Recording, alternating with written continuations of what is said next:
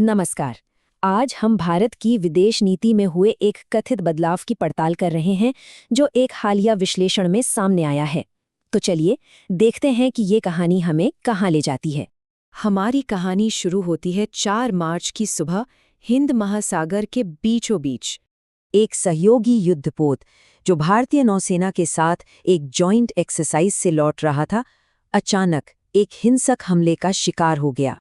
और इस दर्दनाक हादसे में 87 नाविकों ने अपनी जान गंवा दी। इस घटना के बाद भारत की जो चुप्पी थी वो कई सवाल खड़े करती हैं। इस विश्लेषण में हम यही समझने की कोशिश करेंगे कि इस चुप्पी के आखिर मायने क्या हैं। तो चलिए उस घटना से शुरू करते हैं जिसे इस कहानी में एक बहुत ही अहम मोड़ के तौर पर देखा जा रहा है। तो देखिए, हुआ ये कि ईरानी युद्धपोत आइरिस देना पर हमला हुआ। श्रीलंका से बस कुछ ही दूरी पर एक अमेरिकी पनडुब्बी ने उसे अपना निशाना बनाया और इसमें 87 सैनिकों की मौत हो गई। अब देखिए, विडंबना की बात यह है कि हमले से ठीक पहले इसी जहाज का स्वागत भारतीय नौसेना ने किया था और हैशटैग क्या था? दोस्ती के पुल। ये टाइमलाइन दिखाती है कि कैसे चंद हफ्तों में ही दोस्ती का ये पुल टूट गया। एक तरफ भव्य स्वागत और महज 2 हफ्तों के अंदर सब कुछ बदल गया। उस संकट के पल में जब मदद की सबसे ज्यादा जरूरत थी, भारत कथित तौर पर पूरी तरह खामोश रहा और बचाव की सारी जिम्मेदारी श्रीलंका पर आ गई। लेकिन ये कहानी सिर्फ एक जहाज के डूबने तक ही सीमित नहीं है। कहा जा रहा है कि ये भारत की विदेश नीति में एक बहुत बड़े बदलाव का संकेत हो सकती है। ये सवाल सीधे सीधे भारत की उस छवि पर चोट करता है जो वो इस क्षेत्र में बनाना चाहता है, यानी एक भरोसेमंद सुरक्षा साझेदार की छवि। यहाँ सरकार के दावों और इस संकट में उसकी कथित निष्क्रियता के बीच का फर्क साफ दिखता है। एक तरफ बड़े बड़े वादे और दूसरी तरफ जमीनी हकीकत। अपनी बात को और पुख्ता करने के लिए विश्लेषण में अतीत और वर्तमान की विदेश नीति के बीच एक बहुत बड़ा अंतर दिखाया गया है। देखिए, भारत की हमेशा से रणनीतिक स्वायत्तता की एक नीति रही है, मतलब किसी के दबाव में आए बिना अपने हितों के हिसाब से फैसले लेना।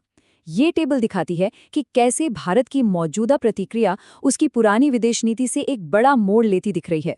तो सवाल उठता है कि भारत की नीति में इस इतने बड़े बदलाव की आखिर वजह क्या हो सकती है? स्रोत कुछ खास घटनाओं और बढ़ते रिश्तों की तरफ इशारा करता है जो इस बदलाव की वजह हो सकते हैं। इस यात्रा की टाइमिंग बहुत अहम है, जो बाद में हुई घटनाओं की जमीन तैयार करती है। सोचिए, यात्रा खत्म होने और हमले की शुरुआत के बीच सिर्फ 48 घंटों का फासला। ये कई सवाल खड़ा करता है। इस नीतिगत बदलाव के पीछे कई संभावित कारण बताए जा रहे हैं।